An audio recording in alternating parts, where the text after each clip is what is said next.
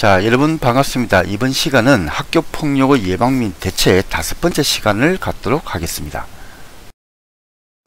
자, 이제 학교 폭력에 대한 대응 방법입니다. 자, 먼저 가장 중요한 이제 어떤 철학적인 그런 마인드가 필요한데, 그게 뭐냐면 따돌림과 폭력을 당하는 아이에게도 원인이 있다는 생각을 해서는 안 됩니다. 즉, 너한테도 문제가 있으니 당하는 것 아니니, 그 니도 잘못한 거 아니야. 니도 문제를 유발했잖아. 이와 같은 말들은 자녀에게 심리적 위축과 자존감을 저하시킵니다. 그래서 제가 지금 학교폭력 당했다고 하고 굉장히 괴로워가지고 얘기를 했는데, 어렵게 얘기를 꺼냈는데, 야, 근데 보니까 니도 뭐 잘못했지. 일종의 우리가 제일 잘하는 양비론이죠. 양비론. 제일 해서는 안 되는 거고, 그죠? 이게.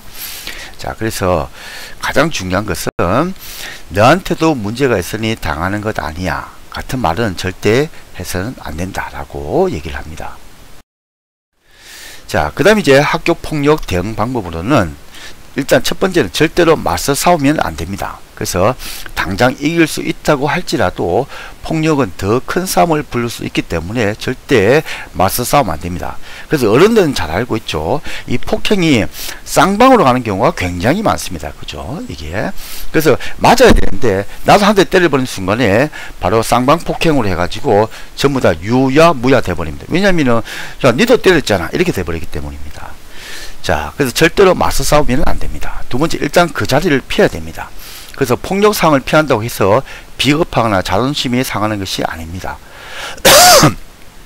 우선 그 상황을 피하는 것이 제일 중요합니다. 재빨리 경찰서나 큰 가게 등 안전한 곳으로 피한 후 부모님이나, 그죠, 아시는 분에게 경찰이라, 그죠, 또 뭐 선생님 이런 분들에게 연락을 해가지고 도움을 받아야 됩니다. 그래서 이제 어른들하고 이제 청소년들, 그죠, 10대들하고 싸우는 방법이 다릅니다. 자, 뭐냐면 제가 만약에 뭐 빵을 먹고 있다, 음료수를 먹고 있는데 옆에서 누가 나를 쳐다본다. 그럼 우리가 야, 뭐 쳐다봐 이렇게 합니다. 그럼 그쪽에서 야, 내가 니 쳐다봤냐 이렇게 합니다. 그래서 둘이가 이제 전투력 측정을 합니다. 그죠? 자, 그래가지고 친구가 말립니다. 야, 하지 마라. 홍길동 하지 마라 이렇게 하는데도 원체 이제 혈기왕성하고 젊기 때문에 뿌리칩니다. 나라 하면서 앞으로 가가지고 결국에 그 친구하고 한판 붙게 됩니다. 전투력 측정을 하게 되는 거죠. 근데 어른들은 어떻게 하느냐, 옆에서 똑같이 쳐다볼 때 그죠, 야, 왜 쳐다봐, 내가 네 쳐다봤냐. 그래서 둘이 일어나가지고 싸우게 됩니다. 근데 앞으로 가는 것 같지만 친구들이 말립니다. 야, 하지 마라, 홍길동 하지 마라. 그렇게 했을 때 어른들은 어떻게 하냐면 나라 하면서 뒤로 갑니다. 나라 하면서. 이게. 그래서 어른들은 이제 현명하기 때문에 이제 그렇게 마찰을 일으키지 않는 거죠. 그래서 영화 같은 때 보면 뭐 치킨이다, 뭐 겁쟁이다 이렇게 하면은 갑자기 침착하던 친구가 그 말에 확 기운이, 분노의 기운이 올라와 가지고 자기도 모르게 이성을 잃어 가지고 막 붙는 경우가 많습니다. 그래서 우리 이제 그 손자병법에도 보면 36개가 있습니다. 그죠? 그래서 지금 전진하라. 근데 후퇴가 아닙니다. 그죠? 뒤로 전진하라는 거죠. 뒤로 전진하라. 그죠? 우리는 후퇴를 한 적이 없습니다. 앞으로 가는 것도 전진이고 뒤로 가는 것도 전진입니다. 즉 원인이 뒤로 전진을 한 겁니다. 그죠? 그래서 일단 그 자리를 피하는 것이 굉장히 중요하다. 그죠? 자, 그 다음에 이제 다른 사람에게 도움을 요청합니다. 그죠? 그래서 폭력 위험에 혼자 고민하지 말고 교사, 부모, 경찰이나 상담기관 등에 알려서 도움을 받아야 됩니다. 자, 이게 중요합니다. 다음에 또 한번 그게 시간 될 텐데, 지금 제가 만약에 누군가의 도움을 요청했을 때 제가 요청한다고 했고 그 사람이 제가 기대한 만큼 도움을 안 줍니다. 사실은. 그래서 대부분 실망을 하고 좌절을 합니다. 그래서 말해봐야 필요가 없어. 우리 부모님에게 말해봐야 필요가 없어. 바빠. 부모님 다 이제 그 회사에 가시고 해가지고, 자, 학교가 선생님이 얘기해도 선생님도 별로 관심이 없어. 듣는 척만 하고 날 도와주지 않아. 이게. 그래서 결국에는 아무도 날 도와주지 않아 이렇게 생각을 해가지고 얘기를 안 하는 경우가 굉장히 많습니다. 그런데 만약에 자기가 도움을 요청해 가지고 자기가 원하는 만큼 흡족하게 도움을 받는다 그러면 세상에 어려움이 뭐가 있겠습니까? 그죠? 왜냐면 내가 물어보는데 바로 답이 오고 내가 도와달라고 했는데 바로 도와주고, 그죠? 그런 세상은 없습니다. 그죠? 잠깐 어떻게 하냐, 그 사람이 나타날 때까지 계속 도움을 요청해야 됩니다. 나타날 때까지. 이 사람이 나를 도와주지 않는다, 딴 사람한테 또 도움을 요청합니다. 그 사람이 나를 도와주지 않습니다, 또 딴 사람을 또 찾아갑니다. 그러다 보면 반드시 한 명은 있습니다. 여러분을 도와주는 한 명이 있습니다. 그래서 그 사람에게 이제 도움을 요청해 가지고 문제를 해결하면 됩니다. 자, 그 다음에 이제 방관자 하지 말라는 얘기입니다. 폭력 상황에 처한 친구를 그냥 지나치지 않습니다. 친구가 폭력 상황에 처해 있을 때는 주변 사람이나 관련 기관에 알립니다. 그래서 도움을 받을 수 있도록 하는 것이 제일 좋습니다. 자, 그 다음 또 여러 가지가 있지만 등하교 방법을 바꾸고 되도록 혼자 다니지 않습니다. 그죠? 그 지속적인 교류를 믿는 경우에는 등하교 방법을 바꾸고 되도록 혼자 다니지 않는 것이 굉장히 중요합니다. 그죠? 혼자 다니지 않도록 한다. 이게. 자, 그 다음에 이제 만약에 자녀가 학교 폭력을 당했을 때 어떻게 하느냐 보니까 이제 부모님들 같은 경우는 확인되지 않은 학교 폭력 사안에 대해서 확대하거나 유포하면 안 됩니다. 우리 부모님이 갑자기 스피커가 돼가지고 빅마우스가 돼가지고 야 아무개가 어떻더라 이렇게 해버리면 자녀들이 모르는 것 같지만 그 얘기를 다 듣습니다. 그래서 엄마에게 들은 얘기, 아빠에게 들은 얘기를 밖에서 다 얘기합니다. 이게. 자, 그 다음 학교 폭력 사안 처리 과정에서 최종 목표는 결국에 뭐냐? 자녀가 안전하게 학교로 복귀하는 겁니다. 그죠? 그래서 대부분 이제 뭐 이사 가는 경우도 많죠. 심각해졌을 때. 그죠? 그래서 그건 최악이고, 결국에는 우리 애가 안전하게 학교로 가는 것이다. 자, 그 다음에 이제 학교 폭력 피해를 당했다. 어떻게 하느냐? 아까 제가 말씀드린 것처럼 반드시 도움을 요청을 해야 됩니다. 반드시. 여러분의 힘이 약하고 또 여러분들이 여러가지 법률적인 지식이 약하기 때문에 또 물리적 힘도 약하기 때문에 혼자서 해결하기 굉장히 어렵습니다. 그래서 일단 가까이 있는 부모님이 바쁘시면 뭐 친척, 그죠? 또 아니면 뭐 선생님, 학교에 있는 뭐 상담 선생님, 그죠?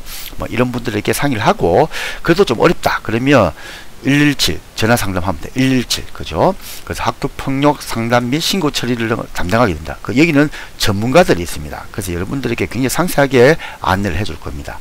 또 117 신고 앱이 있습니다. 그죠? 그 앱을 통해 갖고 여러분 핸드폰 잘하니까 스마트폰 어플이나 그걸 설치해 가지고 신고 상담을 하면 됩니다.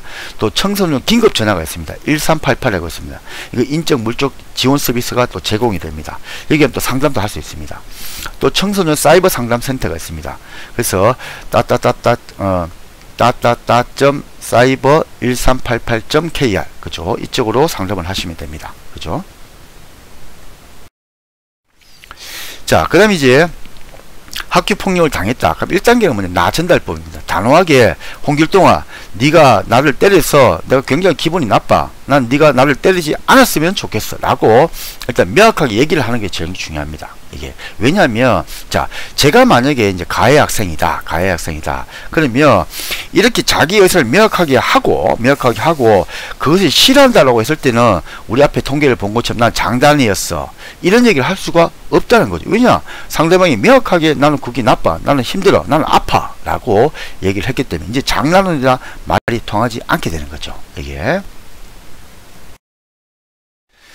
자, 그 다음에 이제 학교 폭력을 또 당했다. 그럼 어떻게 하냐? 일단 증거를 남겨야 됩니다. 그래서 학교 폭력을 당하거나 당한 친구를 발견하면 핸드폰으로 사진을 딱 찍어두는 것이 굉장히 좋습니다. 이게. 그 다음 사이버 폭력 핸드폰으로 화면을 캡처해가지고 또 신고하는 것도 굉장히 중요합니다. 그래서 지금 이제 경찰에서 학교 폭력 대책 방법 이렇게 해가지고 아주 심플하게 세 가지를 얘기했습니다. 자, 먼저 첫 번째 찍고, 두 번째 녹음하고, 세 번째 캡처하자. 예. 굉장히 명쾌합니다. 그죠? 찍고, 사진은 그죠? 찍고, 그 다음에 녹음하고, 그죠? 캡처하고, 그죠? 이렇게 해가지고 학교 폭력이 돼가지고 대처를 하자라고 얘기를 합니다. 자, 그 다음에 이제 학교 폭력 처벌입니다. 만약에 그 가해 학생이 어떤 처벌을 받느냐? 제가 처음에 모두에도 말씀을 드린 것처럼 지금 우리나라도 원칙이 뭐냐면, 사회에서 용납되지 않는 행위는 학교에서도 용납되지 않는다라는 시대로 갔습니다. 옛날에는 학교에서 교육자다, 그죠? 이렇게 선생님이나 이런 분들이 아이고 뭐 성장 과정에서 그럴 수도 있지라고 했는데 이제는 학교 폭력이 너무나 심각해졌기 때문에 그런 시대는 지났습니다. 이제는 예전에 이제 그 2011년도가 그때에 그 대구에 있는 학생이 학교 폭력 자살하고 그다음에 연이어 갖고 한 7명 정도가 자살해 버렸습니다. 학교 폭력을 해가지고. 그때 전 국민이 충격을 받았습니다. 이게 이만큼 심각하구나. 그래서 경찰이 개입하기 시작했습니다. 자, 그래서 결론적으로 따돌림이 있는데 왕따죠. 쉽게 말해가지고 그 집단적으로 상대방을 의도적 반복적으로 피하는 행위인데, 자 만약에 다른 학생들 어울리지 못하게 막았다, 이게 그러면 막았잖아요, 그죠? 막았잖아요. 그럼 내가 못 어울리게 막았기 때문에 강요죄가 성립합니다. 또 싫어한 말로 바보 취급 등에 놀랬다, 나를 갖다가 야 저 바보야 저거 뭐 이렇게 놀랬다, 그러면은 모욕죄가 성립합니다, 이게. 그래서 이런 것들이 다 결론적으로 뭐냐면 경찰이 개입을 하게 되고 전과자가 될 수도 있다, 즉 소년범이 될 수도 있다라는 겁니다. 또 이제 언어적 폭력, 여러 사람 앞에서 상대방의 명예를 훼손하는 구체적인 말을 하거나 그런 내용의 글을 인터넷 SNS 등으로 퍼뜨리는 행위를 하면 명예훼손죄가 됩니다. 내용이 진실이어도 범죄이고 허위일 경우에는 가중처벌을 받습니다. 즉 이게 무슨 말이냐면, 예를 들어 가지고 아무개가 술 먹어, 아무개가 담배를 펴, 진실이에요. 진짜로 그 친구 술 먹고 담배를 피는 거예요. 그걸 내가 인터넷에 올렸어요. 진짜로 올린겠잖아요, 그죠? 그래도 처벌받습니다, 명예훼손죄로. 이게.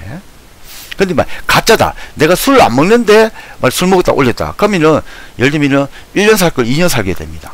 즉 가중처벌 받게 됩니다. 그래서 이 명예훼손이 재밌는 게 뭐냐면, 진실이든 아니든 간에 타인에게 그 사실을 전파를 하게 되면 그걸 받은 제가 기분이 나빴다, 제 명예훼손 당했다, 그러면 명예훼손죄가 성립하게 됩니다.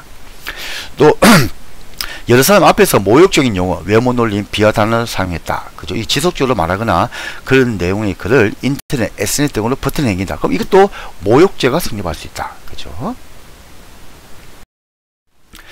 자, 그래서 일반적으로 이제 학교 폭력이 이제 발생하게 되면 우리 가해 학생에 대한 조치 규정이 있습니다. 그래서 제일 먼저 서면 사과를 하게 됩니다. 잘못했다라고 사과를 하는 거죠. 구도가 아닌 서면입니다. 그 다음 접촉, 협박 및 보복행위 금지를 요구를 받게 되고, 그럼 학교에서의 봉사활동, 그죠? 그럼 또 사회봉사활동, 그 다음에 또 학내외 전문가의 특별교육 이수 또는 심리치료를 받게 됩니다. 그죠? 그 다음 단계 더 심하다, 그럼 출석 정지를 당하게 되고, 그 다음에는 학급이 교체, 반이 교체가 됩니다. 그 다음에는 더 심각하다, 그럼 그 학생이 다른 학교로 전학을 가야 됩니다, 이게. 그리고 퇴학 처분도 마지막 제일 중요한 건데, 퇴학 처분을 받게 됩니다. 자, 그래서 지금 결론적으로 뭐냐 그러면, 학교 폭력을 당했다 그러면은 법이 이제는 과거와 다르게 아주 촘촘하게 지금 그 가해자에 대해 가지고 제재를 하고 있다라고 여러분들이 보시면 됩니다. 그래서 옛날하고 다르게 지금은 학교 폭력이 발생하게 되면 지금 보고도 신고 의무자가 됩니다. 학교 폭력을 알게 됐을 때 경찰에게 반드시 신고를 하게 돼 있고, 또 교육청도 개입을 하게 되고, 그리고 경찰에서는 여청과라고 하는데 여성 청소년과에서 경찰이 직접 개입을 하게 됩니다. 또 학교 안에는 학교 전담 경찰관이 있습니다, 그죠? 또 그분들도 지금 학교 폭력 예방을 위해 가지고 개입을 하고 있습니다. 그래서 학교 폭력이 발생했을 경우에는 과거와 다르게 굉장히 엄격한 처분을 받게 된다라는 것을 꼭 명심을 해야 됩니다. 자, 수고하셨습니다.